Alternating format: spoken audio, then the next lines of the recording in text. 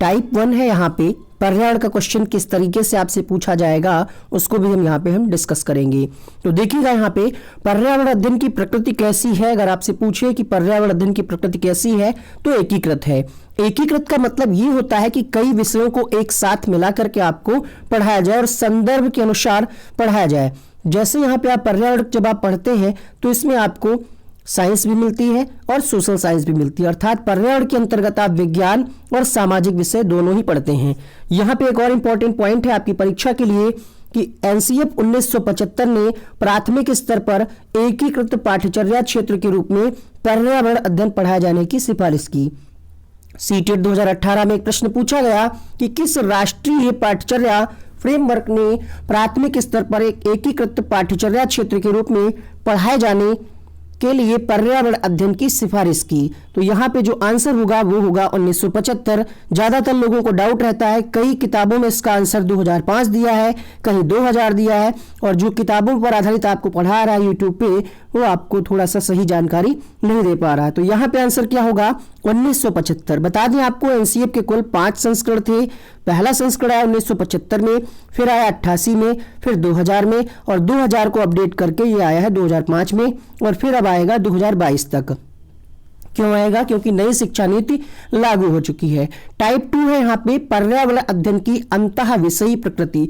अंतः विषयी प्रकृति का मतलब यही है कि ईवीएस जो है बच्चों को कक्षा 3 से शुरू की जाती है, कक्षा 1 और 2 में इसलिए नहीं शुरू की जाती है क्योंकि यहाँ पे कहा जाता है कि बच्चे को हम ईवीएस कक्षा 1-2 में भाषा के माध्यम से और गणित के माध्यम से सिखाएंगे, उसकी बात हम आगे भी करेंगे। यहाँ पे देखिएगा पहला पॉइंट है पर्यावरण अध्ययन कक्षा 3 से 5 के लिए एक विषय पर्यावरण शिक्षा, सामाजिक अध्ययन और विज्ञान की अवधारणाओं और मुद्दों का क्षेत्र है। अर्थात 3 से 5 हम बच्चों को अंतः विषयी प्रकृति के माध्यम से पर्यावरण की जानकारी बच्चे को देते हैं। इसमें पर्यावरण भी पढ़ाया जाता है, विज्ञान भी होता है और सामाजिक अध्ययन भी होता है।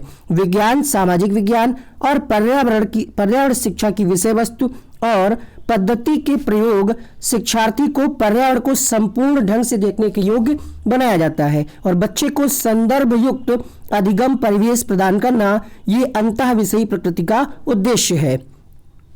और यहाँ पे अगर आपसे पूछे कि कक्षा 1 और 2 के बच्चों को पर्यावरण क्यों नहीं पढ़ाया जाता, तो यहाँ पे आपका आंसर जाएगा क्योंकि इस आयु वर्ग के बच्चे अपने परिवेश को समग्र रूप में देखते हैं। या फिर ऐसे भी प्रश्न पूछ सकता है कि कक्षा 3 से 5 में सामाजिक अध्ययन क्यों नहीं पढ़ाया जाता, या 3 से 5 में एसएसटी या सामाजिक विषय क्यों नहीं पढ़ाया जाता। तो ध्यान रखिएगा आंसर आपका जाएगा कि इस आयु वर्ग के बच्चे अपने परिवेश को समग्र रूप में देखते हैं। समग्र का मतलब ही होता है पूर्ण आकार। गेस्टाल्ट शब्द आपने पढ़ा होगा, गेस्टाल्टवादी।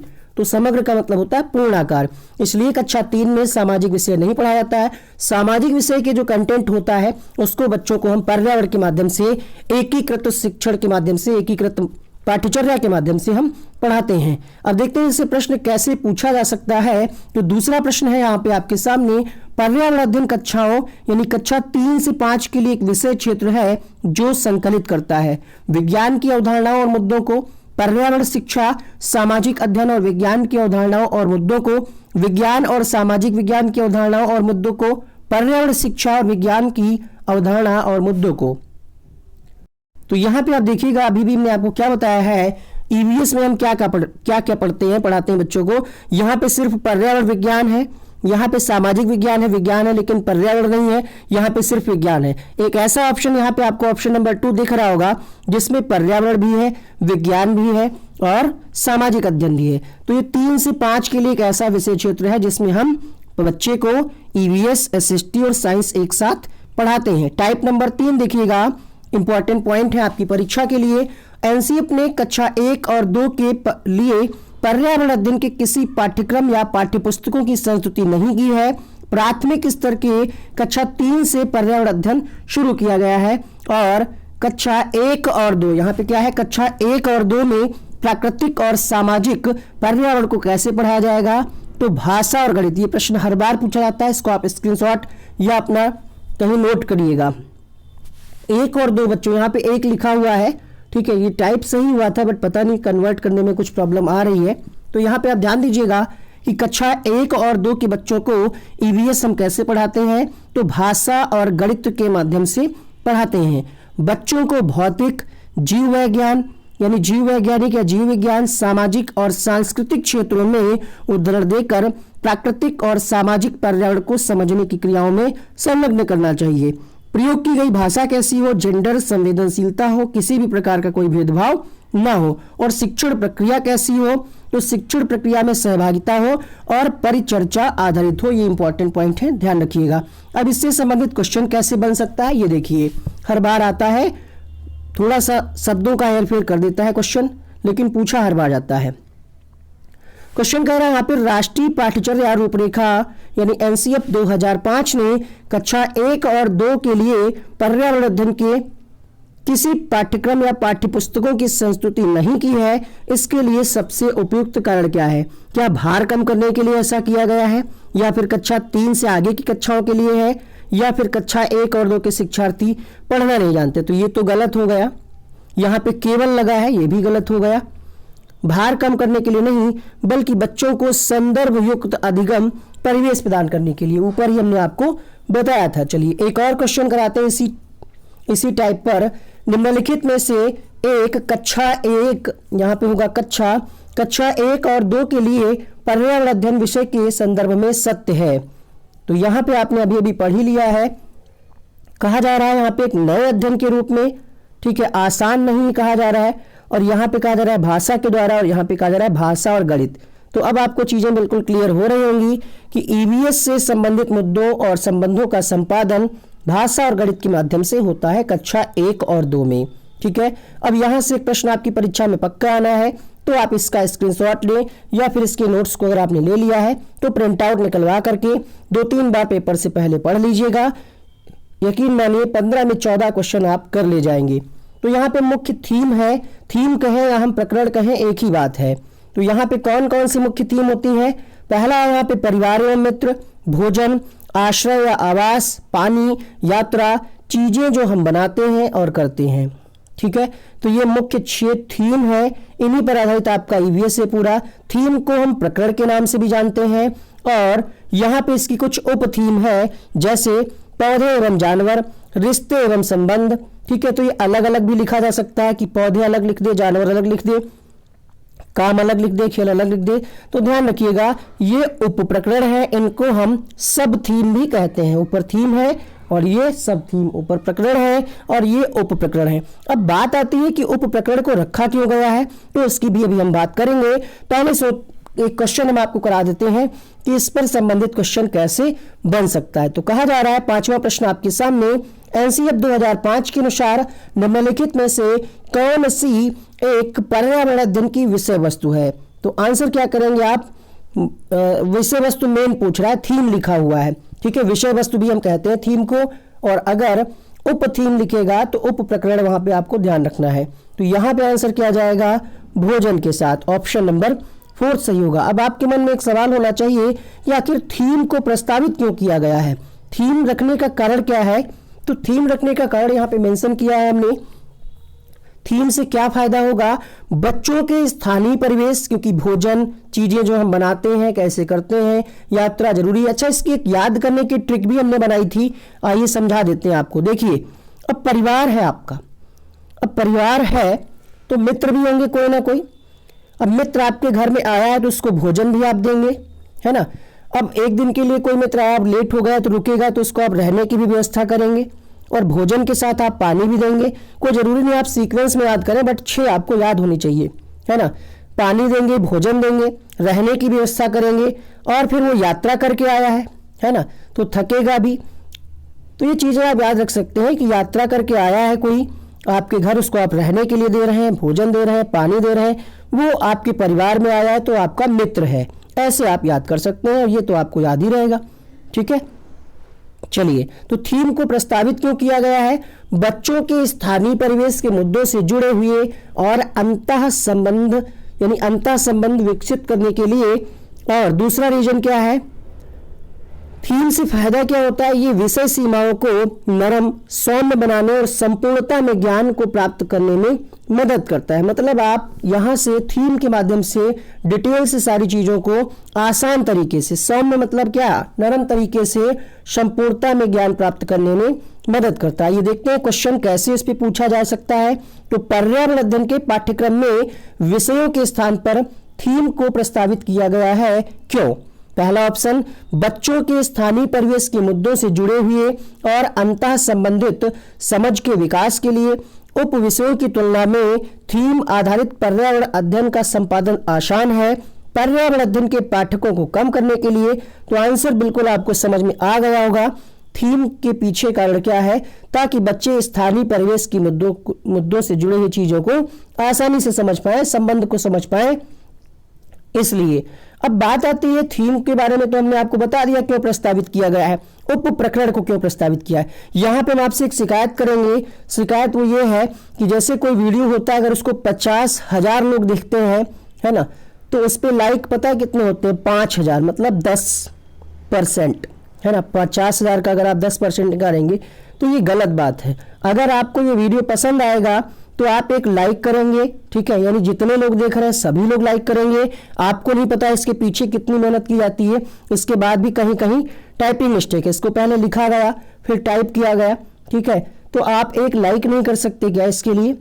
हालांकि लाइक का कोई चार्ज नहीं मिलता हमें यूट्यूब की तरफ से, बट एक मोटिवेशन मिलता है। तो अगर 50,000 लोग इस वीडियो को देख रहे हैं तो कम से कम अगर हम बताएं तो 40,000 तो लाइक होने चाहिए ना। 10,000 लोगों की इच्छा नहीं होगी डिसलाइक कर देना, लेकिन अगर पसंद आए तो लाइक करना, क्योंकि इससे बेहतर वीडियो आपको ईवीएस के निचोड़ का, पेडागोजी का कहीं नहीं मिलेगा। और पापा वीडियो तो आपने देखा ही है, लाखों बच्चों ने देखा है, नहीं देखा तो देख लीजिएगा, कमेंट बॉक्स में हम लिंक दे देंगे। अब हम बात करते हैं उप प्रकरण। उप प्रकरण को क्यों प्रस्तावित किया गया है? तो इसलिए किया गया, देखिए जानवरों का हम लोगों से संबंध होता है। उप प्रकरण में हमने आपको क्या बताया? जानवर, काम और खेल। तो हमारा और यानी मनुष्य का और जानवरों से, खेल से किस प्रकार से संबंध है, इसके लिए कहा जा रहा है। इस बात को उभारने के लिए कि किस प्रकार कुछ समुदायों के जीवन और आजीविकाएं विशेष रूप से पशुओं या पौधों से घनिष्ठ रूप से जुड़े हुए हैं, इसलिए उप प्रकरण को रखा गया है, प्रस्तावित किया गया है। दूसरा पॉइंट है, सामाजिक और सांस्कृतिक संदर्भ में पौधों और पशुओं के स्थान निर्धारित करने में विद्यार्थियों की सहायता करने के लिए उप प्रकरण को प्रस्तावित किया है। अगला पॉइंट है, इस बात को उभारने के लिए कि मनुष्य का खेल से और जानवर से, पौधों से किस प्रकार का संबंध है, इसलिए उप प्रकरण को भी प्रस्तावित किया गया है। ठीक है, आइए देखते हैं टाइप 5 कैसे क्वेश्चन यहाँ पे पूछा जाता है। पक्का है जितने टाइप बता रहे हैं एक एक क्वेश्चन हर टाइप से आना है आपकी परीक्षा में। बात करते हैं यहाँ पे हम प्राथमिक स्तर पर पर्यावरण अध्ययन शिक्षण के उद्देश्य क्या है। जैसे आप सीटेट का एग्जाम दे रहे हैं तो इसके पीछे कोई उद्देश्य होगा कि आप पास करने के बाद आगे वैकेंसी के लिए अप्लाई करेंगे, ऐसा तो नहीं कि आप रख लेंगे। उसी तरीके से उद्देश्य का मतलब यहीं पे है, ये है कि आप बच्चों को पर्यावरण क्यों पढ़ाते हैं। तो पहला पॉइंट है यहाँ पे, पर्यावरण अध्ययन बच्चों को अपने परिवेश को खोजने का अवसर देता है, और अवसर बच्चों को जो मिलेगा अवसर के माध्यम से बच्चे बेहतर ढंग से सीख पाएंगे। दूसरा पॉइंट है, पर्यावरण के प्रति बच्चे की जिज्ञासा और सृजनात्मकता और रचना कौशलों को बढ़ावा मिलता है। जिज्ञासा मतलब पर्यावरण में बच्चे जब जाते हैं, देखते हैं, बेटा पूछते हैं मम्मी पेड़ जो है हरा क्यों है, इसकी पत्ती छोटी है, इसकी बड़ी क्यों है। तो बच्चे के अंदर जिज्ञासा होती है ना। और बच्चे देखते हैं कि पत्ती गिरी है तो उससे हम क्या बना सकते हैं, पत्ते गिरे हैं या रद्दी पेपर, उससे हम क्या बना सकते हैं। तो ये क्या है, सृजनात्मकता को बढ़ावा देना, जानने की इच्छा और रचना कौशलों को बढ़ावा दिया जाता है। तीसरा पॉइंट है, बच्चों की सक्रिय भागीदारी और अवलोकन कौशल का विकास करना। कहने का मतलब यह है कि बच्चे सक्रिय रूप से सीखें और बच्चों के अंदर ऑब्जर्वेशन, अवलोकन कौशल का विकास हो। तीसरा पॉइंट आपने पढ़ा। चौथा पॉइंट है, बच्चों में सौंदर्यगत संवेदना का विकास करना। अब सौंदर्यगत संवेदना का मतलब यही है कि अपने पर्यावरण को मेंटेन रखना, जैसे कोई पेड़ है उसको नहीं काटना है, इस प्रकार से संवेदना बच्चे के अंदर आनी चाहिए कि जल को खराब नहीं करना है। ये सारी चीजें पर्यावरण के लिए जरूरी है। पर्यावरण अध्ययन को कक्षा की चार दीवारी से बाहर सिखाना, मतलब ईवीएस में जो बच्चे को सिखाया जाए वो सिर्फ कक्षा में ही नहीं, कक्षा की चार दीवारी मतलब कक्षा की बाउंड्री वाल से बाहर भी सिखाया जाए। बच्चों के अस्थायी ज्ञान को विद्यालय के ज्ञान से संबंधित करना। बच्चों ने जो ज्ञान अर्जित किया है अस्थायी ज्ञान, उसको विद्यालय के ज्ञान से जोड़ा जाए। भौतिक और सामाजिक परिवेश के प्रति संवेदनशीलता का विकास करना। अगला पॉइंट है प्राकृतिक, सांस्कृतिक व सामाजिक पर्यावरण के बीच संबंधों को पहचानने व समझने में बच्चों को प्रशिक्षित करना। अगला पॉइंट प्राकृतिक व सामाजिक वातावरण के बारे में उत्सुकता जगाना। अगला पॉइंट है बच्चों को खोजने की क्रियाओं में लगाना तथा व्यावहारिक क्रियाएं करना। अगर कोई भी पॉइंट आपको समझ में नहीं आ रहा है नीचे कमेंट करिएगा, सारे कमेंट को उठा करके हम एक वीडियो बना देंगे, तो कमेंट जरूर करिएगा। बच्चों को हम ईवीएस इसलिए पढ़ाते हैं ताकि बच्चे खोज आधारित क्रियाएं करें और कुछ व्यावहारिक एक्टिविटी करें जिनका उनका संबंध उनके दैनिक जीवन से हो। बच्चे समाज के बारे में, सामाजिक वातावरण के बारे में उत्सुकता रहे, मतलब मेंटेनेंस के लिए उनको हम एक तरीके से तैयार कर रहे हैं कि सामाजिक पर्यावरण भी हमारे लिए जरूरी है, उसके बारे में उत्सुकता जगाना, बच्चों को जागरूक करना। अवलोकन, वर्गीकरण और निष्कर्ष निकालने आदि प्रक्रियाओं के माध्यम से बुनियादी संज्ञानात्मक और गत्यात्मक कौशल प्राप्त करने के लिए खोजबीन से जुड़ी और हाथों से करने वाले कार्यों में बच्चों को संलग्न करना। मतलब यहाँ पे भी क्या है, हस्तपरक गतिविधियों को वरीयता दी गई है। बच्चे अवलोकन करना सीखें, वर्गीकरण मतलब समझ रहे हैं ना, अंतर करना सीखें दो चीजों में। कक्षा 3 के एनसीईआरटी में ही हमने आपको बताया था कि बच्चों में वर्गीकरण कौशल का विकास होने लगता है। ठीक है, अब देखते हैं पर्यावरण अध्ययन हम पढ़ा रहे हैं तो कैसे पढ़ाएंगे। पर्यावरण अध्ययन में परिभाषा और व्याख्या को दूर किया जाए, रटकर सीखने को हतोत्साहित किया जाए, मतलब रटकर सिखाया ना जाए, परिभाषाओं व्याख्याओं को दूर रखा जाए, प्रश्न करने खोजने के मौके दिए जाए। अगला देखिएगा, इसी से संबंधित प्रश्न कैसे पूछा जा सकता है। क्वेश्चन है निम्न में से कौन सा पर्यावरण की कक्षा में रूपात्मक आकलन का समुचित कार्य नहीं है। वैसे तो ये क्वेश्चन आकलन का है बट इंपॉर्टेंट है, यहां पे देखिएगा। यहां पे कई किताबें भी इसका आंसर लिखती हैं ये वाला, बट अगर आप थ्योरी के हिसाब से इसको देखेंगे तो यहां पे क्या आंसर मिलेगा, परिभाषा को व्याख्या करना, क्योंकि परिभाषा का प्रयोग हम ईवीएस में नहीं करते हैं, तो यहां पे फर्स्ट ऑप्शन करेक्ट होगा। अगला देखिएगा, निम्नलिखित में से कौन सा प्राथमिक स्तर पर पर्यावरण अध्ययन के शिक्षण का उद्देश्य नहीं है। नहीं ये पूछ रहा है, तो बाहरी दुनिया से जोड़ना है तो उद्देश्य होगा। बच्चे को मोटिवेट कर रहे हैं हम प्रश्न पूछने के लिए, ये भी है। यहाँ पे भी हम मोटिवेट कर रहे हैं, निकटतम परिवेश, कड़े अनुशासन सुनिश्चित करना, ये पर्यावरण शिक्षण का उद्देश्य नहीं होगा। आइए देखते हैं अगला टाइप नंबर 6। कोई एक्टिविटी हम क्यों कराते हैं। बच्चे को हम ले जा रहे हैं चिड़ियाघर, कभी विज्ञान प्रयोगशाला ले जा रहे हैं, कभी कहीं ले जा रहे हैं, मलिन बस्ती ले जा रहे हैं। आपने बीएड बीटीसी की होगी ना कहीं आपको ले जाया गया होगा भ्रमण के लिए, तो क्यों कराई जाती है एक्टिविटी। पहला पॉइंट है प्रश्न कैसे पूछेगा वो भी हम आपको बताते हुए चल रहे हैं, और कमेंट जरूर करिएगा, क्योंकि आपके कमेंट को जो देखकर जो प्रसन्नता होती है वो अलग ही होता है, उसको हम बयान नहीं कर सकते यहाँ पे शब्दों में। कमेंट जरूर करिएगा, ठीक है। हमारे पास कोई एक्सपर्ट नहीं है, ना ही हमारे पास कोई कोचिंग की कोई टीम लगी हुई है, हम ही कर रहे हैं, तो समझ सकते हैं कितनी मेहनत लगती है। हर सब्जेक्ट का निचोड़ वीडियो आपको ऐसे ही दिया जाएगा, संस्कृत, हिंदी, मैथ, संस्कृत का हिंदी का अपलोड हो चुका है, उसको देखिए, अलग से प्लेलिस्ट बनी है। कमेंट बॉक्स चेक करिए, पहले लिंक में आपको मिल जाएगा, पहले कमेंट में।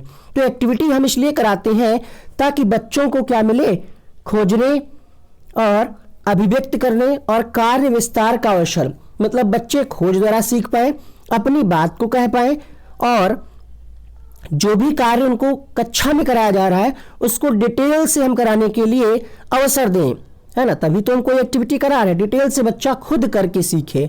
दूसरा ऑप्शन है बच्चों की परस्पर क्रिया, अवलोकन और सहयोग का अवसर देना। बच्चा पूरा ग्रुप में है, हम कोई ग्रुप में एक्टिविटी करा रहे हैं तो बच्चा आपस में करके सीखेगा, बच्चों को सहयोग मिल रहा है, अवलोकन और सहयोग का अवसर देना। तीसरा पॉइंट है सभी प्रतिभागियों की सहभागिता, यानी बच्चों का सक्रिय भाग लेना और सहयोग सुनिश्चित करना। बच्चों को क्रियाकलाप का अवलोकन, अनुभव साझा और उस पर चर्चा करने को प्रेरित करती है। मतलब जब हम कोई क्रियाकलाप कराते हैं तो हम बच्चों को इस तरीके से मोटिवेट करें कि वे अपने अनुभवों को साझा करें। हस्तपर गतिविधि बच्चों को स्वयं अपने हाथ से कार्य करने और खोजने के क्रियाकलापों से जोड़ना। अगला पॉइंट है, ये सारी जो आप चीजें पढ़ रहे हैं ये उद्देश्य है क्रियाकलाप कराने के। तो क्रियाकलाप हम क्यों कराते हैं?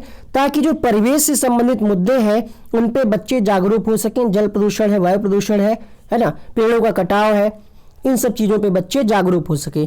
बच्चों की प्रक्रिया कौशल का आकलन करना इसलिए हम कराते हैं। मान लिया कुछ चीजें हमने पढ़ाई, फिर उसको हम एक्टिविटी के रूप में चेक कर रहे हैं कि बच्चा उस प्रक्रिया को अच्छे तरीके से कर पा रहा है कि नहीं कर पा रहा है। तो प्रक्रिया कौशल का आकलन करना।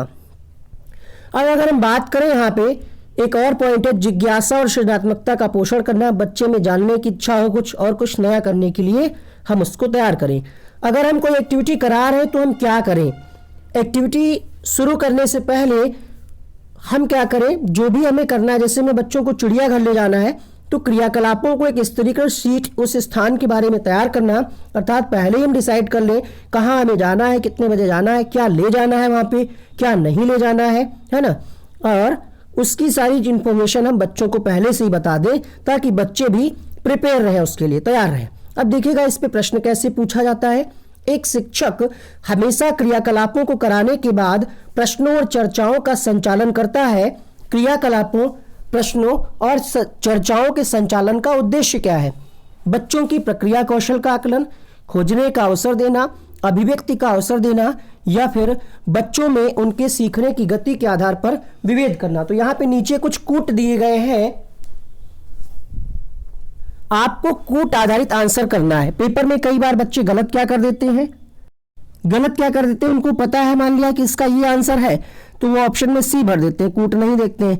तो पेपर जो आप कोई क्वेश्चन पढ़िएगा पन्ना पलट कर देख लीजिएगा, कई बार ऐसा होता है ऑप्शन इधर होते हैं और कूट आगे दे देता है, तो एक नंबर आपका ये चला जाएगा। तो ध्यान रखिएगा यहाँ पे कौशल का आकलन भी होता है, अवसर भी देते हैं। विभेद करना क्या है, निगेटिव है। तो यहाँ पे 3 ऑप्शन पॉजिटिव है, अर्थात ए बी सी इसका सही जवाब होगा।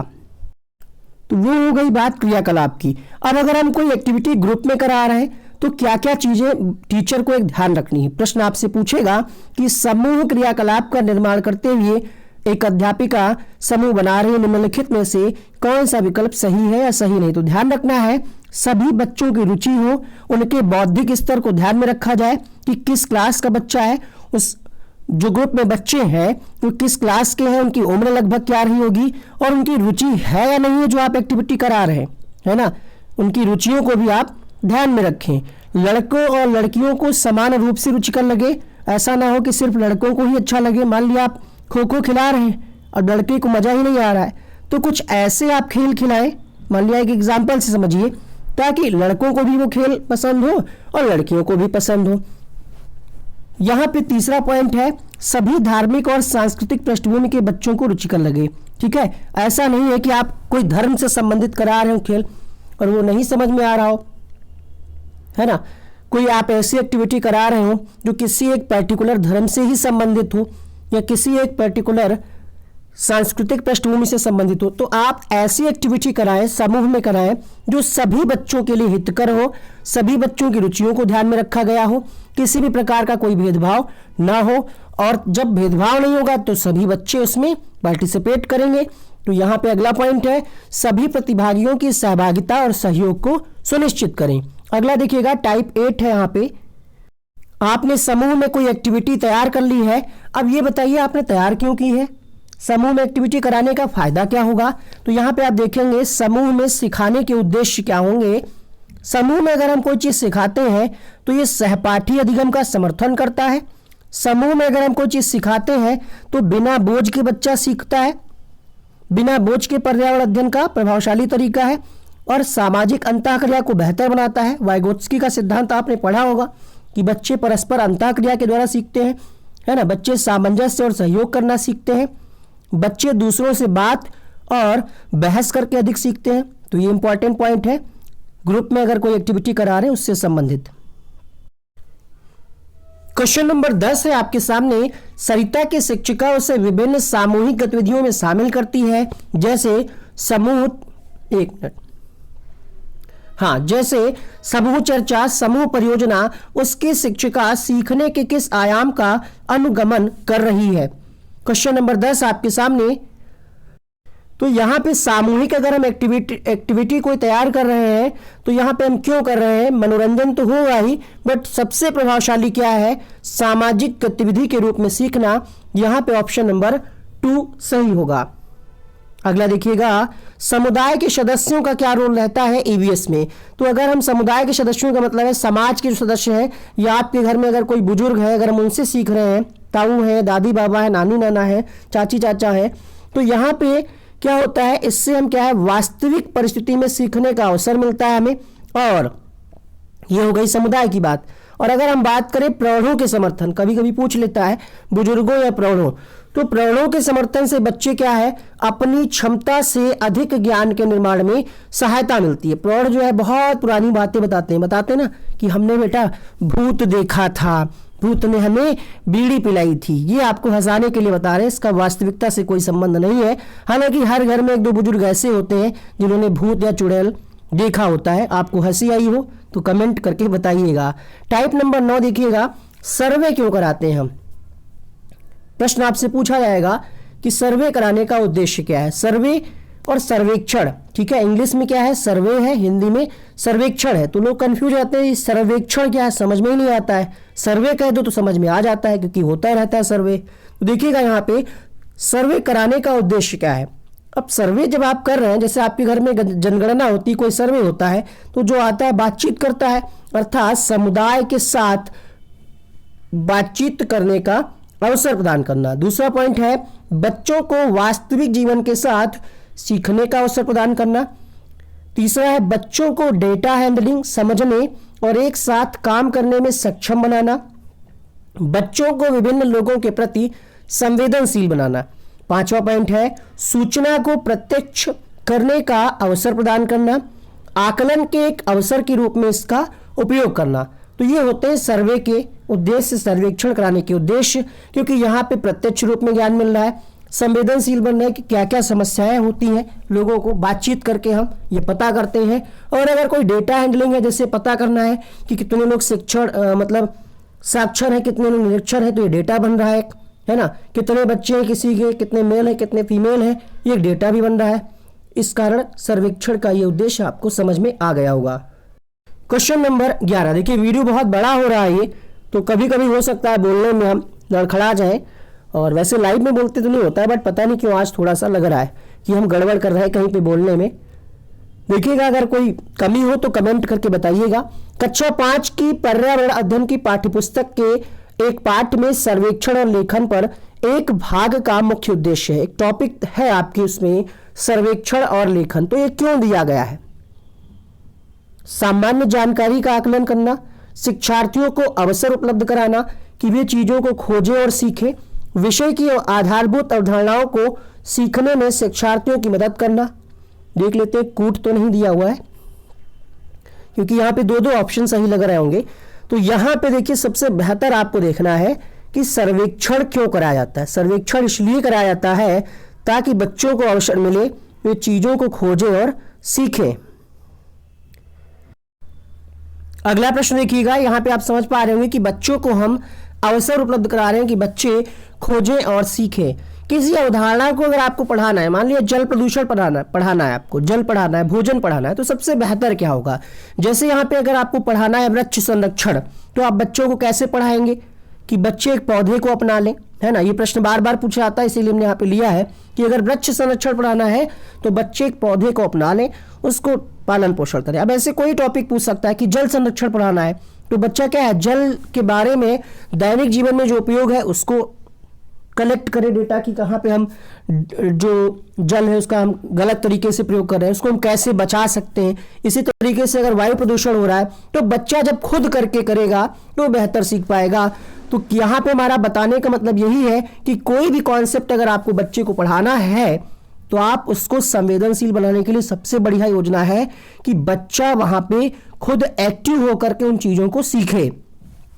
ये प्रश्न बार बार पूछा जाता है पौधे वाला, आइए दिखाते हैं कैसे। क्वेश्चन है, सुषमा चाहती है कि उसके छात्रों को पेड़ों के संरक्षण के बारे में संवेदनशील बनाया जाए, तो निम्नलिखित में से कौन सी ऐसा करने की सबसे उपयुक्त रणनीति है? तो आप समझ गए होंगे यहाँ पे सबसे बेहतर क्या होगा, एक पौधों को अपनाना और पोषित करने में मदद करना। अब पेड़ संरक्षण की जगह पे जल संरक्षण आ जाता है, आ सकता है, तो उसी तरीके से ऑप्शन दिया होगा, है ना। जो भी पर्यावरण से जुड़ी चीजें हैं उनको अगर संरक्षण के लिए बचाना है, बताना है बच्चों को, तो आपको ध्यान रखना है कि बच्चा एक्टिव रहेगा, बच्चा अगर खुद करेगा तो बेहतर ऑप्शन होगा। बच्चे को हम असाइनमेंट क्यों देते हैं, होमवर्क क्यों देते हैं, तो यहाँ पे पहला ऑप्शन है अधिगम विस्तार के अवसर उपलब्ध कराना। मतलब होमवर्क देने का ये उद्देश्य है कि बच्चों को और अधिक अवसर मिले कार्य को करने का और सीखने का। अब यहाँ पे बाकी कोई ऑप्शन आपको दे सकता है कि माता पिता को खुश रखने के लिए, प्रिंसिपल के लिए, तो आपको ध्यान रखना, ऑप्शन जरूर आपको ध्यान रखना है कि होमवर्क देने का यही उद्देश्य है कि जो बच्चे को कार्य स्कूल में कक्षा में कराया गया है उसको डिटेल से वो बच्चा विस्तार से घर पे सीख पाए। अर्थात विस्तारित अधिगम के लिए चुनौतियां और उत्तेजना, बच्चों को विस्तारित अधिगम, यहाँ पे आप बस इसका पासवर्ड ध्यान रखिएगा, विस्तार। दत्त कार्य से होता क्या है, अब आप कुछ काम दिए हैं बच्चे को, होमवर्क दिए हैं, तो बच्चा खोजेगा, अपने विचारों का निर्माण करेगा और उसको लिखेगा, अवसर मिलेगा बच्चों को। तो इसलिए हम देते हैं दत्त कार्य बच्चों को सूचना खोजने, विचारों का निर्माण करने, उच्चारित करने का अवसर प्रदान कर। जितनी चीजें लिखी हैं, अगर इस टॉपिक से प्रश्न बना आपकी परीक्षा में तो इन्हीं में से कोई शब्द प्रयोग किए जाएंगे, ठीक है। सैंपल के लिए आप यहाँ पे देख सकते हैं, ईवीएस में किसी अच्छे गृह कार्य को मुख्यतः किस पर केंद्रित होना चाहिए। तो होमवर्क देने का हमारा उद्देश्य क्या होता है, विस्तारित अधिगम। अधिगम को विस्तार देने के लिए प्रश्न हिंदी में भी पूछा जा सकता है, बाल विकास में, सभी विषयों में पूछा जा सकता है, क्योंकि होमवर्क तो सभी में दिया जाता है असाइनमेंट। टाइप 12 देखिएगा, पर्यावरण दिन की पाठ्यपुस्तक कैसी हो। तो पाठ्यपुस्तक महंगी हो या ना हो कोई मैटर नहीं करता, लेकिन पाठ्यपुस्तक में जो भाषा हो वो बच्चे के दिन प्रतिदिन से जुड़ी हो, वैविध्यपूर्ण पृष्ठभूमि की जरूरतों को पूरा करती हो। वैविध्यपूर्ण का मतलब है विविध प्रकार की चीजें उसमें, सिर्फ एक चीज पे केंद्रित ना हो, और ये वास्तविक कहानी और घटनाओं को शामिल करती हो। प्राकृतिक और सामाजिक सांस्कृतिक परिवेश को एकीकृत तरीके से प्रस्तुत करती हो, समाज से जुड़ी चीजें हो, प्रकृति से जुड़ी चीजें हो, है ना, वास्तविक कहानियां हो उसमें। और किताब में जो गतिविधियां होती हैं वो कहाँ हो, जो भी प्रकरण पढ़ाया जा रहा उसी में अंतः निर्मित हो। आपने एनसीईआरटी की किताब देखी होगी, यहाँ पे कुछ दिया होता है और ऐसे कॉर्नर पे लिखा होता है आपने क्या सीखा, आओ करके सीखें, क्रियाकलाप, तो ये अंतः निर्मित हो, ठीक है। अच्छा, अगर प्रश्न आपसे पूछे कि पाठ्यपुस्तकों से बाहर जाना, इसका मतलब क्या है, तो अधिगम को विद्यालय के बाहर जीवन से जोड़ना। बाहर जाने का मतलब ये नहीं है कि आप पाठ्यपुस्तकें बिल्कुल खत्म कर रहे हैं, मतलब ये हुआ कि अगर हम पाठ्यपुस्तक के माध्यम से तो पढ़ा ही रहे हैं, लेकिन अगर पाठ्यपुस्तक से बाहर जा रहे हैं तो बच्चों के हम क्या है, व्यावहारिक जीवन से, दैनिक जीवन से, वास्तविक जीवन से जोड़ रहे हैं। क्वेश्चन देखिए कैसे पूछा गया है, पर्यावरण अध्ययन की पाठ्यपुस्तकों में अभ्यास एवं गतिविधियों को उपलब्ध कराया जाना चाहिए। प्रकरणों में अंतःनिर्मित, पुस्तक में अलग अलग स्थानों पर, इकाई के अंत में, पाठ के अंत में। तो हमने आपको क्या बताया, प्रकरणों में अंतःनिर्मित होना चाहिए, पहला ऑप्शन यहाँ पे सही होगा, अलग अलग नहीं, अंत में नहीं। अगला देखिएगा, कुछ पर्यावरण शिक्षण के सूत्र हैं, एक प्रश्न यहाँ से पूछा जाएगा। तो ज्ञात से अज्ञात की ओर, जो चीजें ज्ञात है वो फिर हम बच्चों को वो चीजें बताएंगे जो अज्ञात हो। मूर्त से अमूर्त की ओर। अब क्वेश्चन कैसे फंसा देता है, इसको जस्ट उल्टा लिख देगा, चारों को एक कोई सीधा लिख देगा। तो आपको ये सारे याद होने चाहिए, यहाँ पे तो आपको याद ही करना पड़ेगा। मूर्त मतलब जो चीजें हमारे सामने है, पहले उनके आधार पे बच्चों को सिखाएं और फिर जो चीजें नहीं है उनके आधार पे। सरल से जटिल की ओर, पूर्ण से अंश की ओर, अनुभव से तर्क की ओर, प्रत्यक्ष से अप्रत्यक्ष की ओर, विशिष्ट से सामान्य की ओर। अब विशिष्ट से सामान्य की ओर क्यों सिखाते हैं, इसकी बात हम आगे अभी करेंगे। स्थानीय से वैश्विक की ओर, विश्लेषण से संश्लेषण की ओर, अनिश्चित से निश्चित की ओर। ये 10 है, इनको आप ध्यान रखिएगा, इसी में से कोई एक प्रश्न आ जाएगा। देखिए प्रश्न कैसे पूछा जाएगा, निम्नलिखित में से निम्नलिखित सीखने के लिए कौन से सिद्धांत का पर्यावरण अध्ययन में अनुसरण होता है। देखिएगा यहाँ पे पूछा जा रहा है किसका हम अध्ययन, देखिए वैश्विक से स्थानिक होता है, मूर्त से अमूर्त होता है। यहाँ पे दो देखिए आपस में क्या कर दिया, इंटरचेंज कर दिया। एक में क्या है अज्ञात से ज्ञात, एक में है ज्ञात से ज्ञात। हमने आपको क्या बताया था कि ज्ञात से अज्ञात होता है, इसमें जो चीजें ज्ञात हैं बच्चे को उसकी तरफ चलते हैं, फिर अज्ञात। तो यहाँ पे आंसर क्या जाएगा, ऑप्शन नंबर कौन सा? बिल्कुल सही, यहाँ पे चौथा ऑप्शन सही हो जाएगा। ठीक है, कौन सा? चौथा ऑप्शन सही हो जाएगा, ज्ञात से अज्ञात की ओर। आगे बढ़ते हैं, अगला टाइप देखते हैं किस तरीके से प्रश्न पूछा जा सकता है। किस्से, कहानी, कविताएं, पहेलियां, मतलब पर्यावरण की पाठ्यपुस्तक में हम चैप्टर में कहानियों को क्यों शामिल करते हैं, कविताओं को, पहेलियों को क्यों शामिल करते हैं, इसके पीछे रीजन क्या है, उद्देश्य क्या है। तो कहानियां जो है अनेक विषय क्षेत्र को छूती हैं। कहानियों में व्यक्ति के अनुभव शामिल होते हैं। कहानियां पर्यावरण अध्ययन अवधारणाओं से संबंध जोड़ने के लिए संदर्भ उपलब्ध कराती हैं। ये तो हो गई कहानियों की बात कि हम कहानी में होता क्या क्या है, कहानी है क्या। अब बात करते हैं उद्देश्य की। तो कहानी जहां आ जाए आपको एक ऑप्शन देखना है, कल्पनाशीलता। बट ये ध्यान रखिएगा केवल कल्पनाशीलता ना लिखा हो, कल्पनाशीलता, तर्कना शक्ति। क्योंकि बच्चे को जब आप कहानी सुना रहे हैं कि जंगल में एक शेर था, एक चूहा आया, एक ऐसे आया, तो बच्चे के माइंड में शेर की तस्वीर, चूहे की, जो भी आप बता रहे उसकी वो कल्पना करने लगता है। तो उद्देश्य ये होता है कि बच्चे में कल्पना शक्ति, तर्कना शक्ति, उत्सुकता, जानने की इच्छा। आप कहानी कोई बताइए, जैसे यूट्यूब पे इस समय एक एडवर्टाइजमेंट आ रहा है कोई कहानी वाला, तो आपके अंदर जानने की इच्छा होती है कि आगे क्या होगा, उत्सुकता होती है, आलोचनात्मक चिंतन, क्या अच्छा है क्या बुरा ये पता करना, सृजनात्मक योग्यता का विकास करना और विषय में रुचि विकसित करना। ये होता है कहानी को रखने का उद्देश्य, कहानी शामिल करने का उद्देश्य। बच्चे का इंटरेस्ट बना रहेगा, बच्चे कुछ नया करके सीखेंगे, अच्छा बुरा पहचानेंगे, जानने की इच्छा होगी, तर्कना शक्ति होगी, कल्पना होगी। ठीक है, बच्चे में कल्पनाशीलता का विकास होगा। स्थानिक एवं वैश्विक स्तर पर संसार की प्रकृति को खोजने और कल्पना करने की योग्यता का विकास करने के लिए। साथ ही साथ कहानी से कुछ और भी फायदे हैं कि बच्चे को थोड़ा सा मनोरंजन भी हो जाता है, यानी आमोद प्रमोद मिल जाता है, बच्चे इंटरेस्ट के साथ सीखते हैं। नित्य और एक रस विषय वस्तु में बदलाव करना, अर्थात लगातार अगर कोई एक ही टॉपिक बच्चा पढ़ रहा है उसमें बदलाव करने में हेल्प होती है। कहानियों के माध्यम से बच्चे थोड़ा सा क्या है, एक रस, जो एक चीज पढ़ रहे हैं उसमें थोड़ा सा हम बदलाव कर सकते हैं। बच्चों को हम वातावरण प्रदान करते हैं और कहानियां क्या है, बच्चों के परिवेश का समृद्ध चित्रण करती हैं। तो इतने पॉइंट है, प्रश्न पूछा जाएगा तो इसी में से कोई पॉइंट लिखा होगा। क्वेश्चन नेगेटिव होगा, पॉजिटिव होगा, इतना आपके अंदर समझ होनी चाहिए। शिक्षक बनने जा रहे हैं ना आप। अगला देखिएगा, प्रश्न है प्राथमिक स्तर की ईवीएस पाठ्यपुस्तकों में कविताएं और कहानी सम्मिलित करने का कारण क्या है? पहला ऑप्शन है विद्यार्थियों में साहित्यिक रुचि विकसित करना, बच्चों को पाठ्यपुस्तक की परिभाषाएं प्रदान करने के लिए प्रोत्साहित करना, मूल संकल्पनाओं के अधिगम में वृद्धि करना, या फिर विषय वस्तु को प्रस्तुत करने और नित्यचर्या और एक रस्ता में परिवर्तन करना। तो यहां पे क्या आंसर जाएगा? नित्यचर्या और एक रास्ता में परिवर्तन करना, ऑप्शन नंबर 4 यहाँ पे सही होगा। एक प्रश्न यहां से भी आना है, मानचित्रांकन क्या होता है? तो उससे पहले आप जान लीजिए चित्रण कौशल क्या होता है। चित्रण कौशल क्या है? स्थानों, दूरियों और दिशाओं की सापेक्ष स्थिति को समझने की क्षमता ही क्या है? चित्रण कौशल। अगर आप बच्चे को मैपिंग सिखा रहे हैं तो सबसे ज्यादा जरूरी क्या? दिशा, दूरी, स्थान, 3 चीजें ध्यान रखिएगा। क्या? दिशा, दूरी, स्थान, क्योंकि इसके बिना हम बच्चे को मैप कैसे सिखा पाएंगे। अब जरूरी क्या क्या है?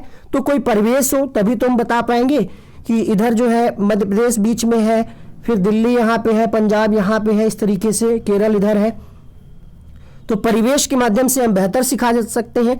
साथ ही साथ स्थिति का पता हो, दिशाओं की समझ हो। तो अगर हम बच्चे को मानचित्र सिखा रहे हैं तो इन चीजों की जानकारी भी सिखाएंगे बच्चों को। साथ ही साथ प्रतीक और स्केल है ना, कि कितने किलोमीटर है यहाँ से क्या है, और सिंबल जो है प्रतीक, इनकी जानकारी बच्चे को हम सिखाते हैं। प्रश्न कैसे पूछा जा सकता है? देखिएगा, प्राथमिक स्तर पर मानचित्रांकन सिखाने से शिक्षार्थियों में निम्नलिखित में से किस कौशल को बढ़ावा मिलता है? हमें बड़ी खुशी हो रही है कि ऐसा वीडियो आज तक यूट्यूब पे अपलोड नहीं हुआ होगा। आप खुद ही कमेंट करके बताएंगे। ठीक है, जिनकी कोचिंग है, बड़ी बड़ी टीम लगी हुई है, वो अलग बात है, बट वो भी इतने कम समय में आपको इतना अच्छा कंटेंट नहीं दे पाएंगे। जिनका कोर्स आपने ले रखा होगा, आप में से बहुत सारे लोगों ने। यहाँ पे देखिएगा, मानचित्रांकन सिखाने से शिक्षार्थियों में किस कौशल को बढ़ावा मिलेगा? तो हमने आपको क्या बताया, मानचित्रांकन में आप दिशा को वरीयता दीजिएगा और स्थिति मिल रही है, और अगर यहाँ पे पैमाना दिया होता तो सबसे व्यापक वाला ऑप्शन सही होगा। सिर्फ चित्रण नहीं, सिर्फ अनुमान नहीं, यहाँ पे मेन आपको क्या है, मैपिंग में दिशा की जरूरत है कि पूरब किधर है, पश्चिम किधर है, उत्तर प्रदेश के दक्षिण में क्या है, पूर्व में क्या है। अब बात करते हैं आकलन और मूल्यांकन की। टाइप 16, हालांकि 15 ही क्वेश्चन आपकी परीक्षा में आने हैं, बट यहाँ पे हमने कुछ क्वेश्चंस एक्स्ट्रा लेकर के चल रहे हैं, क्योंकि हर बार कई बार ऐसा होता है कि एक ही टॉपिक से 2 प्रश्न आ जाते हैं, और कई बार क्या होता है, कोई कोई टॉपिक ऐसा होता है कि एक भी क्वेश्चन नहीं आता है ना। तो कुछ टॉपिक्स को एक में मिक्स करके क्वेश्चन पूछ लिया जाता है, जैसे हमने आपको आकलन वाला एक क्वेश्चन वहां पे भी करा दिया था। तो यहाँ पे हम कुछ एक्स्ट्रा लेकर के चल रहे हैं ताकि इससे बाहर प्रश्न ना आए।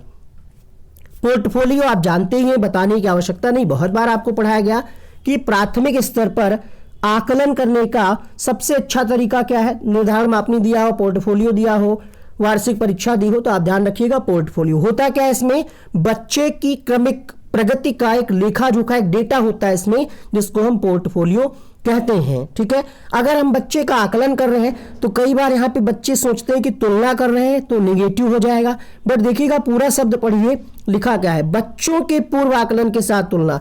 मतलब बच्चा हाफ ईयरली एग्जाम में कितने नंबर लाया था, 100 में 50, और ईयरली एग्जाम में अगर 80 नंबर ला रहा, तो यहाँ पे तो हम तुलना कर सकते हैं ना कि बच्चे की वृद्धि हुई है नंबरों में, मतलब बच्चे ने कुछ सीखा है। हालांकि नंबर पे हमें जोर नहीं देना है, बट उसका पहले परफॉर्मेंस कैसा था और अब कैसा है, ये हम तुलना कर सकते हैं।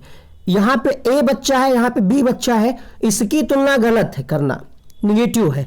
बट यहाँ पे भी ए बच्चा है, यहाँ पे भी ए बच्चा है, यहाँ पे रिजल्ट आया है हाफ ईयरली एग्जाम का, यहाँ पे ईयरली एग्जाम का, तो यहाँ पे हम तुलना कर सकते हैं। अर्थात आकलन करते समय बच्चों के पूर्व आकलन के साथ आप तुलना कर सकते हैं। आकलन करते समय बच्चे की आप क्षमता को ध्यान में रखें, किस स्तर का बच्चा है, किस तरीके से प्रश्न पूछने चाहिए, और बच्चों के कार्य से संबंधित गुणात्मक उल्लेख करना।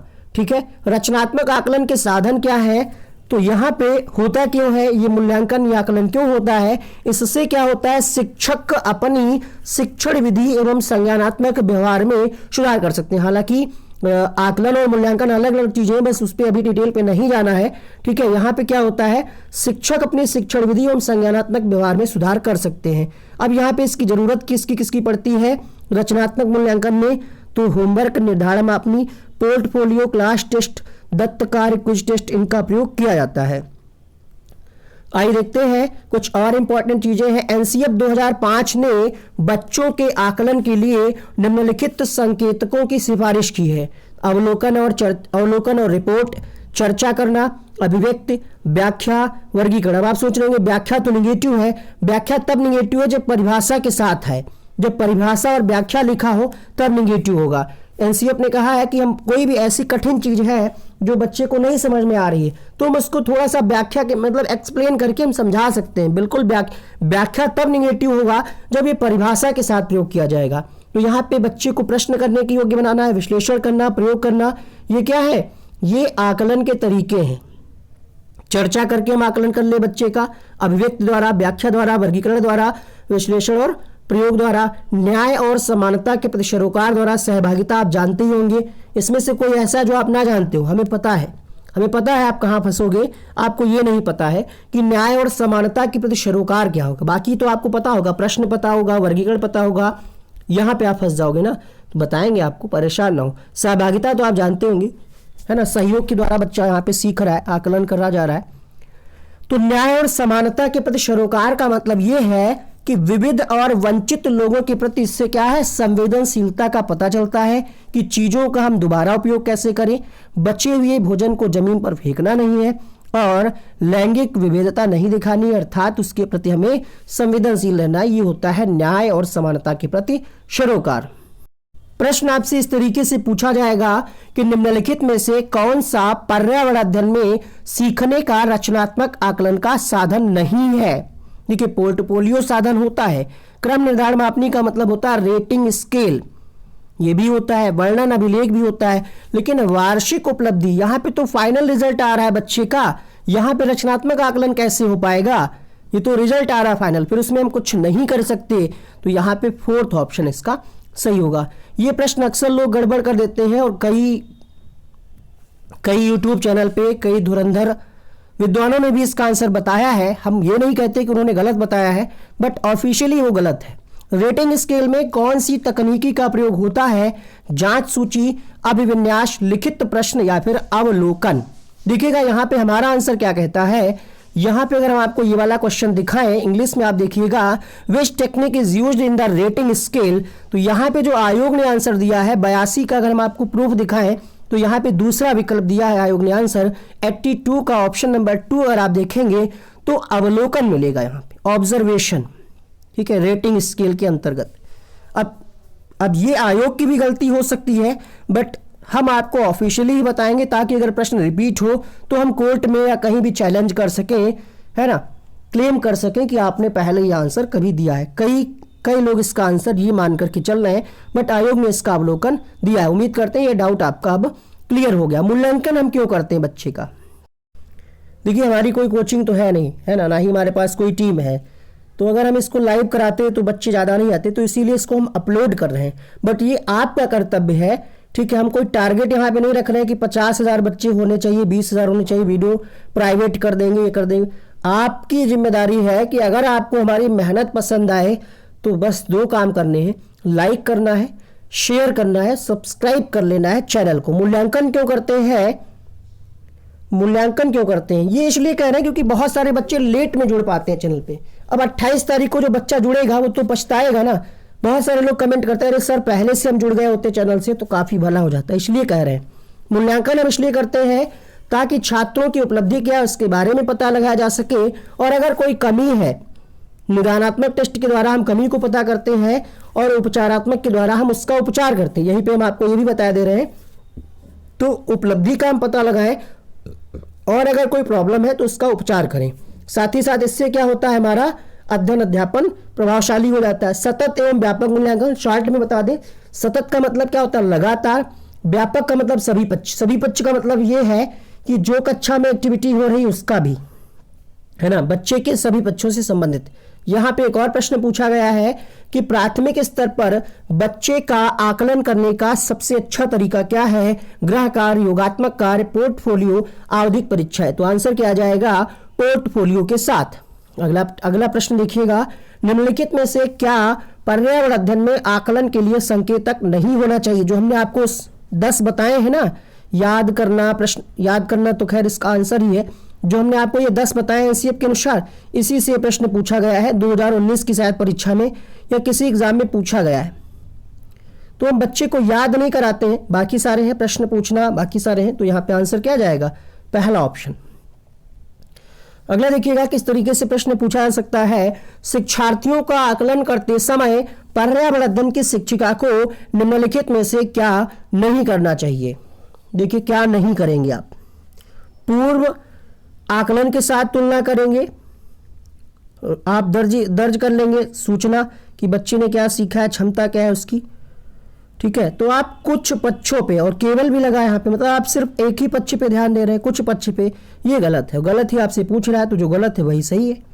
अब यहाँ पे बच्चे बहुत ज़्यादा लोग फंस जाते हैं।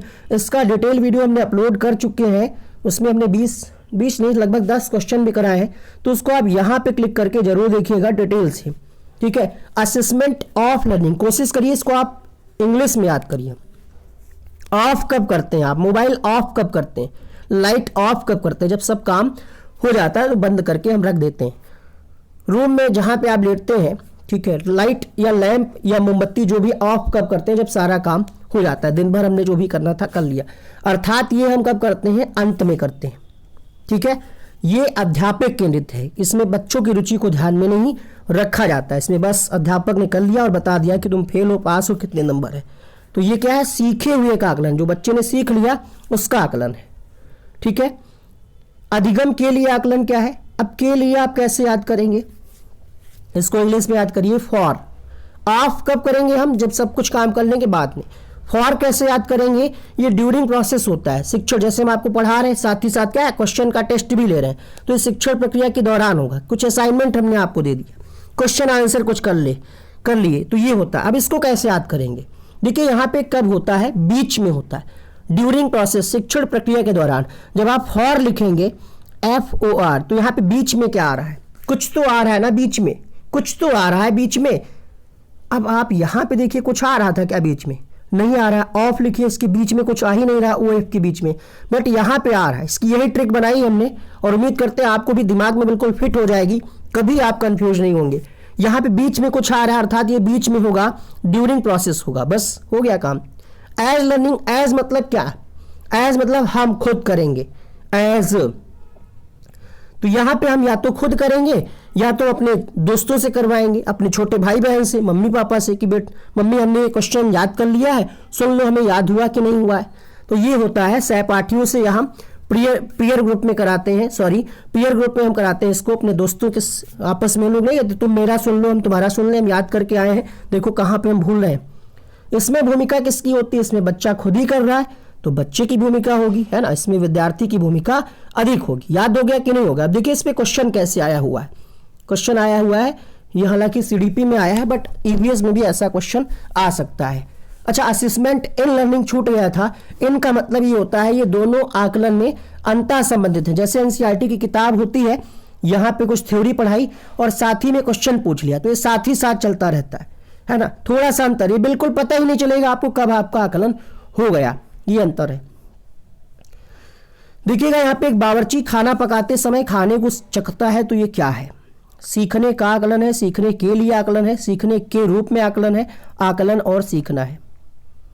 तो यहाँ पे हमने आपको क्या बताया, जब खुद हम करेंगे तो वो होगा असेसमेंट एज लर्निंग, इसको आप इंग्लिश में देख लीजिएगा, पेपर में इंग्लिश में ही ऑप्शन होगा, हिंदी में भी होगा, तो ये होता है सीखने के रूप में आकलन। इसका आंसर बहुत जगह गलत चल रहा है, ठीक है, बड़े बड़े यूट्यूब चैनल पे मिलियंस आप यूजर हैं वहाँ पे, बट गलत पढ़ाया जा रहा है। क्या कर सकते हैं हम, अपना बता सकते हैं कि इसका सही क्या है, कॉन्सेप्ट अगर क्लियर होगा तो सही होगा, तो इसको सही कर लीजिएगा अगर कहीं भी गलत दिया हुआ है। पर्यावरण अध्ययन में शिक्षक के द्वारा बच्चों को स्वयं अपने का आकलन करने के अवसर देना शो आकलन है। तो अपने को जब आप आकलन दे रहे हैं तो वो होता है असेसमेंट एज लर्निंग, सीखने के समान आकलन लिखा हो या सीखने के रूप में आकलन लिखा हो, आपको इंग्लिश में एज मिलेगा, जब हम खुद कर रहे हो तो एज हो जाएगा, बस ये ध्यान रखिएगा। अगला इंपॉर्टेंट पॉइंट है प्रश्न बनाने के चरण। देखिएगा प्रश्न कैसे बनाया जाता है, उससे पहले आप जान लीजिए, यहां पे आपके मन में जानने की इच्छा रहती है कि ब्लूप्रिंट क्या होता है। तो किसी विषय वस्तु या पाठ्य सामग्री का निर्माण करने से पहले जब हम अंकों का विभाजन कर लें कि कितने नंबर वाले कितने प्रश्न आएंगे, बच्चों को कितने शब्दों में लिखना होगा, और ये अति लघु उत्तरीय, लघु उत्तरीय, ये सब जब हम पहले से डिसाइड कर लेते हैं, एक सारणी बना लेते हैं, लिखा है ना यहाँ पे, एक अलग प्रकार से सारणी का निर्माण करते हैं, इसी में प्राप्त उद्देश्यों, पाठ्य सामग्री, प्रश्नों आदि का विवरण दिया होता है, इसे ही हम ब्लूप्रिंट के नाम से जानते हैं। अब प्रश्न बनाने के चरण क्या है, आइए इसको जानते हैं। तो सबसे पहले जब आप कोई प्रश्न पत्र तैयार कर रहे होंगे तो उसकी आप रूपरेखा बनाएंगे, उसके बाद ब्लूप्रिंट तैयार करेंगे। ब्लूप्रिंट क्या है हमने पहले स्पष्ट कर दिया, यहाँ पे आप उसकी फोटो भी देख लीजिए।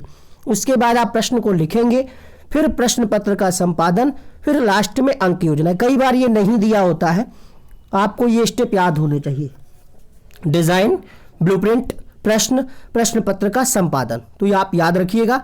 आइए देखते हैं क्वेश्चन कैसे इस पे पूछा जाता है। इससे प्रश्न कई तरीके से बनाए जा सकते हैं, कूट में भी दे सकता है कि सही में लाइए 1 2 3 4 3 2 5 4 ऐसे करके, और सीक्वेंस भी दे सकता है कि आपको बताइए, कई तरीके से प्रश्न पूछा जा सकता है। यहाँ पे सही तरीका पूछ रहा है, तो सबसे पहले क्या करते हैं आप, क्या प्रश्न लिखने लगते हैं, नहीं लिखते तो दोनों गलत। सबसे पहले हम डिजाइन तैयार करते हैं, उसके बाद ब्लूप्रिंट। तो यहाँ पे पहला ऑप्शन सही होगा, इसको याद कर लीजिएगा, 1 नंबर फोकट का है, अगर आप भूल गए तो चला जाएगा 1 नंबर। अब यहाँ पे 18वां टाइप है पर्यावरण अध्ययन को सिखाने का सबसे प्रभावशाली माध्यम क्या है, कैसे हम बच्चों को बेहतर तरीके से सिखा सकते हैं। हालांकि ये मैं शुरुआत में लेना था बट ये सब टाइप कर चुके थे तो हमने सोचा ऐसे ही बता देंगे। देखिएगा यहाँ पे परिवार से सबसे पहले बच्चा सीखता है, फिर समाज से, समुदाय के सदस्यों से, एक्टिविटी द्वारा, प्रदर्शनी द्वारा, समाचार पत्र द्वारा, परिवेश द्वारा, विद्यालय या कक्षा द्वारा। इतने सबसे प्रभावशाली संसाधन है जहां से बच्चा सीखता है। प्रश्न पूछा गया है कि निम्नलिखित में से क्या पर्यावरण अध्ययन को सीखने का सबसे प्रभावशाली संसाधन है। यहाँ पे हमने आपको बताया परिवार, समुदाय, समाचार पत्र, कक्षा, चारों हैं, लेकिन 4 वाला कोई कूट नहीं है। ऐसे क्वेश्चन फंसाता है, आप उलझे रहेंगे। तो आपको उलझना नहीं है, देखना है कि सबसे बेहतर कौन सा हो सकता है। ABC दिया है, कक्षा को छोड़ दीजिए, क्योंकि परिवार सबसे ज्यादा जरूरी है, अर्थात ए जिसमें है वो तो जरूरी है। ठीक है, अब यहाँ पे AB दिया है, C दिया है, तो हम इसको क्यों छोड़ दें। अगर ABCD दिया होता तो वही सही हो जाता, क्योंकि कक्षा से भी तो हम सीखते हैं। तो यहाँ पे फिलहाल तीसरा ऑप्शन सही होगा, टाइप नंबर 19। श्रव्य दृश्य सामग्रियों का हम प्रयोग क्यों करते हैं, ताकि बच्चे मजे के साथ सीखें, बच्चों का इंटरेस्ट बना रहे। दूसरी चीज क्या है कि बच्चे की इंद्रियां यहाँ पे एक्टिव रहती हैं, है ना, बच्चा देखेगा सुनेगा। तो यहाँ पे श्रव्य कौन सी है, दृश्य कौन सी है। जैसे श्रव्य में मैं आपको बता दें रेडियो, दृश्य में हम आपको बता दें जैसे जिनको आप देख सकें ब्लैक बोर्ड हो गया, मानचित्र हो गया, ग्लोब हो गया। ठीक है, ब्लैक बोर्ड भी डिजिटल आने लगे हैं तो वो बात अलग की है। यहाँ पे अगर हम नॉर्मली बात करें तो आप ये समझ जाएंगे कि श्रव्य दृश्य होता क्या है। ठीक है, यहाँ पे आपको दिक्कत होती है इसमें प्रक्षेपित और अप्रक्षेपित, इसकी हम बात करेंगे। पहले देख लीजिए क्वेश्चन कैसे आता है। एक शिक्षक पढ़ाते समय श्रव्य, अब यहाँ पे एक शिक्षक लिखा है, पर्यावरण शिक्षक हो सकता है, पर्यावरण का क्वेश्चन हो, हिंदी का क्वेश्चन हो, हिंदी हो सकता है, या भाषा शिक्षक हो सकता है। तो ध्यान रखिएगा कैसे भी आए, श्रव्य दृश्य शारीरिक गतिविधियों का प्रयोग क्यों करता है, आराम के लिए नहीं, सबसे बेहतर क्या है, इंद्रियां यहाँ पे एक्टिव रहेंगी। अब हम यहाँ पे बात करते हैं प्रक्षेपित और अप्रक्षेपित सामग्री क्या होती है। प्रक्षेपित का मतलब क्या है कि जिसके लिए हमें विद्युत की आवश्यकता हो, है ना, लाइट की जरूरत हो, वो होता है प्रक्षेपित, जैसे सिनेमा, फिल्म, दूरदर्शन, वीडियो। अप्रक्षेपित में आ जाता है कार्टून, चित्र, पोस्टर ले लीजिए, समाचार पत्र ले लीजिए, ये अप्रक्षेपित हैं जिसमें लाइट की आवश्यकता ना हो, विद्युत की आवश्यकता ना हो। ठीक है, तो आपको ये समझ में आ गया होगा। क्वेश्चन है यहाँ पे कौन सी प्रक्षेपित सामग्री है, तो ये इसका उत्तर आप कमेंट बॉक्स में लिखिएगा। हालांकि हम आपको हिंट दे देते हैं, OHP का फुल फॉर्म होता है ओवरहेड प्रोजेक्टर, कमेंट करके लिखिएगा। दो प्रश्न यहाँ पे हम और कराएंगे आपको समावेशी शिक्षा से, यहां से भी प्रश्न EVS में पूछे जा सकते हैं। जैसे क्वेश्चन है, पर्यावरण अध्ययन पाठ्यक्रम बच्चों की सम शिक्षण का कारण बन सकता है यदि यह एकीकृत है, समावेशी है, विषयगत है या फिर उक्त सभी है। तो पर्यावरण क्या है, एकीकृत भी है, समावेशी भी है, विषयगत भी है, तो आंसर होगा चौथा विकल्प। अगला देखिएगा क्वेश्चन नंबर 30। बाकी ध्यान रखिएगा जो बाल विकास के टॉपिक हैं, जैसे NCF का यहाँ पे रोल है, RTE को भी ध्यान में रखना है, बाल केंद्रित शिक्षा को भी ध्यान में रखना है, पियाजे, जितने भी टॉपिक CDP के हैं पेडागोजी के, उन सबको ध्यान में रखना है। एक आध क्वेश्चन वहां से भी आ सकता है, जैसे वाइगोत्स्की से पूछ लिया कि पर्यावरण में बच्चे को हम सामाजिक अंतःक्रिया के माध्यम से सिखाते हैं, ये किसका स्टेटमेंट है या इस पे किसने जोर दिया। और हार्वर्ड गार्डनर का भी क्वेश्चन यहाँ पे आ सकता है। हार्वर्ड गार्डनर क्या कहते हैं कि बच्चे को विविध तरीके से सिखाया जाना चाहिए, कई तरीकों से, एक फिक्स तरीके से नहीं। तो यहाँ पे आप देखिएगा, एक पब्लिक स्कूल में प्रत्येक कक्षा में लगभग 2 से 3 बच्चे विशेष आवश्यकता वाले हैं। प्रश्न आपने पढ़ लिया होगा और आंसर भी आपको पता होगा, समावेशी शिक्षा, क्योंकि इसमें बिना किसी भेदभाव के हम सभी को शिक्षा देते हैं। परिवार के बारे में जान लेते हैं। परिवार मानव समाज की प्राचीनतम एवं आधारभूत इकाई है। परिवार ही बच्चे का पहला स्कूल या पाठशाला होता है। NCERT के हिसाब से परिवार 2 प्रकार का है। कई बच्चे हमें भेजते हैं कि सर हमने गूगल किया, वहां पे 3 दिखा रहा है। ध्यान रखिएगा, NCERT 2 ही प्रकार मानता है, एकल परिवार और संयुक्त परिवार। एकल मतलब माता पिता और उनके बच्चे, संयुक्त मतलब चाची चाचा दादी बाबा सब हो। प्रश्न कैसे पूछा जाएगा, तो कौन सी विशेषता परिवार की नहीं है या है, ऐसे प्रश्न आ सकता है। तो यहां पे नहीं पूछ रहा है, ये बात तो सही है, ये भी सही है, ये भी सही है, लेकिन ऐसा कोई जरूरी नहीं है कि आय जो है प्रत्येक बच्चे की, प्रत्येक सदस्य की भिन्न भिन्न अलग अलग जमा हो। फटाफट से हम देख लेते हैं यहाँ पे निगमन और आगमन विधि का रोल क्या है।